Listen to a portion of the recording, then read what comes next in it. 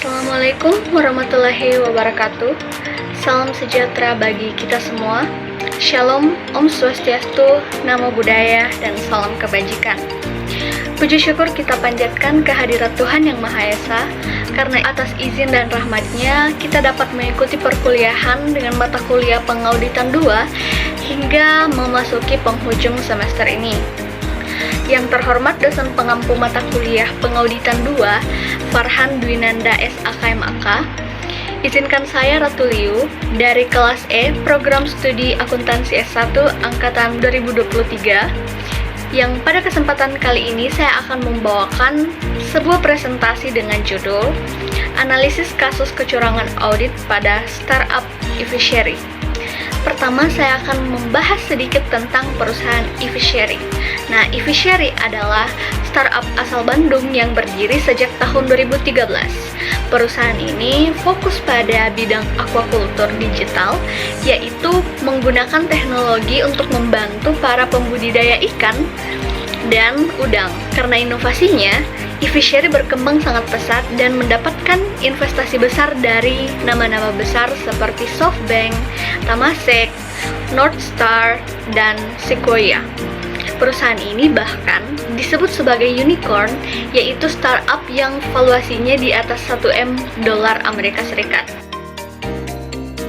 Kasus ini bermula dari laporan seorang mantan eksekutif perusahaan yang menyatakan bahwa eFichery menyajikan 2 jenis laporan keuangan. Versi pertama adalah untuk investor dan publik yang menunjukkan bahwa perusahaan meraih laba sebesar 261 miliar. Namun, versi internal menunjukkan kenyataan yang sangat berbeda, yaitu kerugian mencapai 578 miliar. Selain itu, jumlah alat pemberi pakan yang aktif di lapangan juga diduga digelembungkan. eFichery mengklaim memiliki 400.000 unit feeder, padahal jumlah aslinya hanya sekitar 24.000 unit. Pendapatan juga diduga dilebih-lebihkan hingga hampir 5 kali lipat. Semua ini dilakukan agar perusahaan terlihat terus tumbuh dan sehat di mata investor. Lalu siapa yang terlibat dan apa peran mereka dalam kasus ini? Yang pertama adalah Gibran Huzaifa selaku CEO dan CEO founder eFichery. Nah, sebagai pemimpin yang tertinggi di perusahaan, ia bertanggung jawab atas arah strategi bisnis, termasuk bagaimana data keuangan disajikan pada investor. Dalam laporan yang beredar, Gibran disebut mengetahui adanya 2 versi laporan keuangan dan tidak mengambil tindakan korektif. Bahkan, ia tetap menyampaikan narasi pertumbuhan kepada publik dan media, meskipun data internal menunjukkan kerugian. Yang kedua adalah Fajar Imanuddin, sebagai CEO founder dan eksekutif yang terlibat dalam operasional dan produk. Ia diduga mengetahui ketidaksesuaian jumlah alat feeder di lapangan, namun tetap mendukung angka yang dibesar-besarkan dalam presentasi investor. Perannya dianggap mendukung klaim palsu mengenai jumlah pengguna aktif dan dampak produk. Kemudian pihak yang terlibat selanjutnya adalah tim keuangan internal, terutama bagian pelaporan dan akuntansi. Mereka yang menyusun dan memelihara 2 versi laporan keuangan. Satu versi yang realistis untuk konsumsi internal, dan satu versi yang dimanipulasi untuk menarik investor. Ada kemungkinan tekanan dari manajer puncak yang membuat mereka tetap diam dan menjalankan instruksi tersebut. Yang terlibat selanjutnya adalah investor seperti SoftBank, Sequoia, Temasek, dan Northstar. Walaupun tidak terlibat langsung dalam manipulasi, mereka sempat disebut kurang teliti dalam proses audit. Kemudian yang terakhir yang terlibat adalah Otoritas Jasa Keuangan atau OJK dan Bareskrim Polri.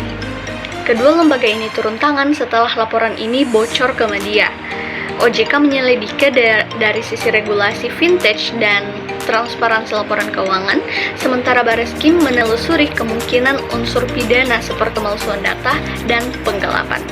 Nah, kemudian prinsip akuntansi apa sih yang dilanggar?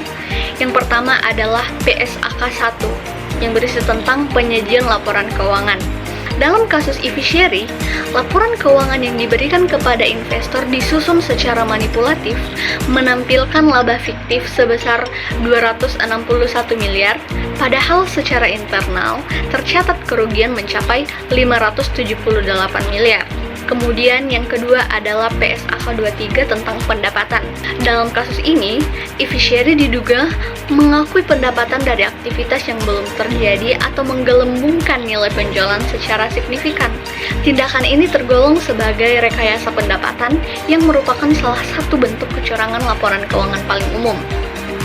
Dari sisi audit dan etika profesi, kasus ini juga mengindikasikan pelanggaran terhadap beberapa prinsip penting, yaitu yang pertama, independensi. Seorang auditor harus bebas pengaruh dari pihak manapun. Jika dalam kasus ini auditor tahu bahwa ada dua versi laporan keuangan namun tetap memberikan opini wajar tanpa pengecualian, maka kemungkinan besar independensi auditor telah dikompromikan, misalnya karena tekanan dari manajer atau konflik kepentingan. Yang kedua adalah integritas. Auditor harus menjunjung tinggi kejujuran dan objektivitas. Jika opini diberikan berdasarkan informasi yang tidak benar, maka nilai integritas profesional ini telah dilanggar. Yang ketiga adalah skeptisisme profesional. Nah, dalam kasus e-fichery, perbedaan antara versi internal dan eksternal harusnya menjadi red flag yang membuat auditor menggali lebih dalam. Yang keempat adalah standar audit profesional atau SPAP. Nah, dalam SPAP, auditor wajib memperoleh bukti audit yang cukup dan tepat untuk mendukung opininya. Jika auditor hanya mengandalkan informasi dari manajemen tanpa melakukan verifikasi penuh, maka ini adalah pelanggaran prosedur audit standar. Kemudian yang terakhir, bagaimana proses penyelesaiannya? Yang pertama, audit ulang oleh investor. Nah, para investor besar seperti SoftBank, Northstar, dan Temasek telah menghentikan sementara pencairan dana lanjutan. Mereka juga membentuk tim audit independen untuk memverifikasi ulang laporan keuangan perusahaan. Kemudian yang kedua adalah pemeriksaan oleh OJK dan kepolisian. OJK telah membuka penyelidikan resmi karena dugaan pelanggaran prinsip transparansi keuangan dan tata kelola perusahaan. Selain itu, Bareskrim Polri juga turun tangan terutama untuk mendalami kemungkinan adanya unsur pidana seperti pemalsuan dokumen dan penipuan terhadap investor. Kemudian yang ketiga, pengunduran diri manajemen. Dua pendiri utama yaitu Gibran Huzaifah dan Fajar Imanuddin telah menyatakan mengundurkan diri dari jajaran manajemen. Dan hingga pertengahan 2025, belum ada putusan hukum atau sanksi resmi yang dijatuhkan, baik dari regulator maupun lembaga peradilan. Namun, proses investigasi harus terus berjalan dan dipantau secara ketat oleh publik. Nah, sebagai penutup, kasus e-fichery ini menjadi pelajaran penting bahwa kecurangan audit tidak hanya terjadi di perusahaan besar atau BUMN, tetapi juga bisa terjadi di startup yang terlihat inovatif dan berteknologi tinggi.